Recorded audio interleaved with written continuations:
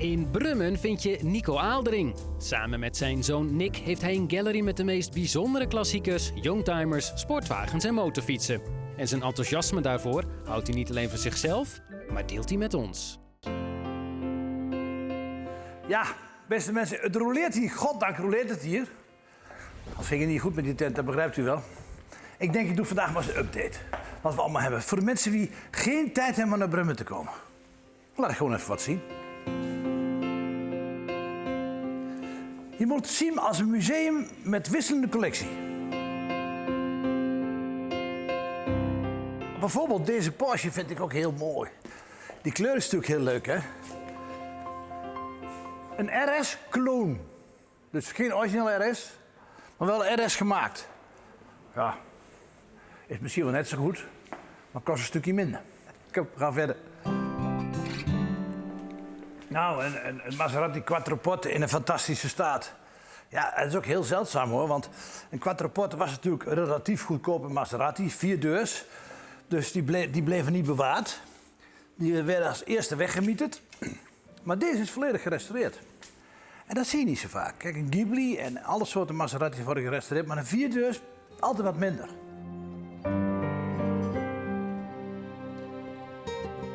En hier hebben we Ferrari Lusso. Ja, wanneer hebben we nou een Lusso?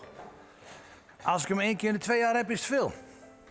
Ah, dit is zo'n prachtige auto. Kijk, een Lusso is eigenlijk een herenauto. Een 275 was een beetje ondeugend, maar een Lusso is een herenauto. Maar dat front is zo mooi. Moet je nou eens kijken. Wat een design. Die bumpers. Kijk, dit korte bumpertje en dan deze stootjes. Het is zo mooi gemaakt. Met die lampen. Ik vind het een van de mooiste fronten van een Ferrari. Oké, genoeg Ferrari. Oh nee, we hebben nog een Ferrari. Hoezo genoeg Ferrari? Ja. Deze gaan we nog binnenkort laten zien. F40. Kijk, ik kan het niet. En deze wil ik binnenkort ook laten zien. Dat is een Bentley Speed Le Mans. Brand new. Kijk, niet alles haalt de programma's. Dat is te veel, dat is gewoon te veel. Maar sommige pik ik daar dan uit en die vind ik dan leuk. Maar we hebben ook nog, ja, we hebben nog meer dan dit.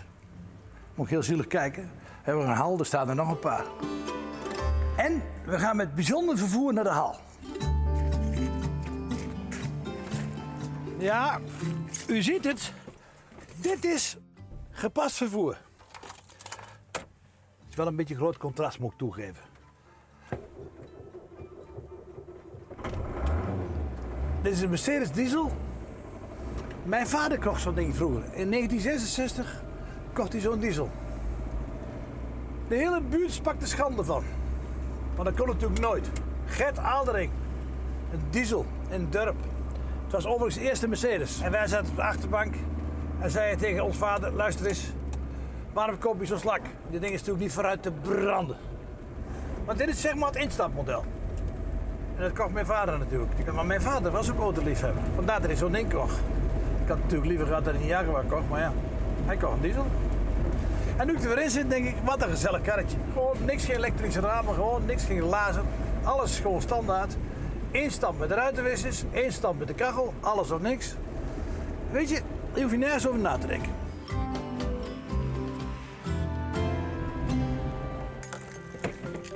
Daar zijn we dan. Gauw naar binnen. Het is heel slecht weer. Oh. Nou.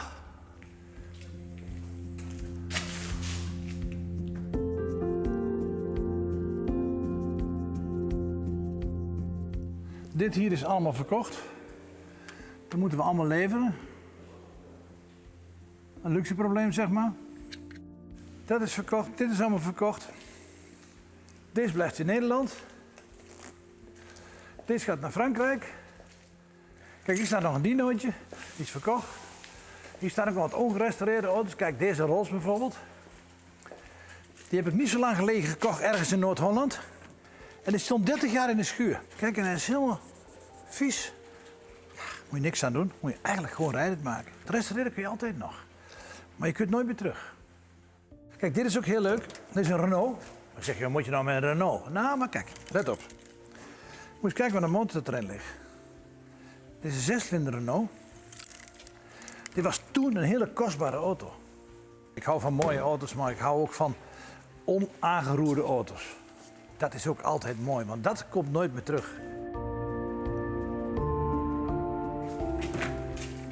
Ja, daar koop je niet om echt geld aan te verdienen, daar koop je omdat je het gewoon leuk vindt. Is toch mooi?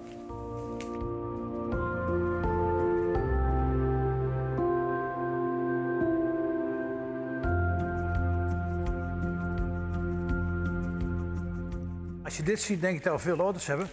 Maar we zijn er nog niet, we gaan nog even naar boven. We hebben er nog een paar. Ja, moet ik er een uitpikken? Ja. Zeg het maar. Kijk, één zak eruit pikken, dat is wel leuk. Die Mustang wie daar staat. Ja, een Mustang. Heb je niks anders? Jawel. Vorig jaar ben ik naar Pebble Beach geweest. En toen heb ik 3000 kilometer gereden met deze Mustang. Niet één slag verkeerd. Open dak, dwars door Californië. Van San Francisco naar Los Angeles. Langs de Custway. Ja, prachtig.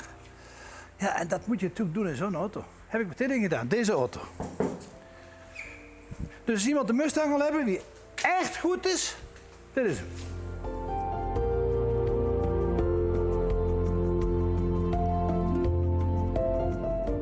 Het probleem is dat we vaak door de bomen het bos niet meer zien, omdat we het misschien wat te veel hebben. Maar ja, zoals een oud Achterhoeks gezegde, als je niks hebt, kan je niks verkopen.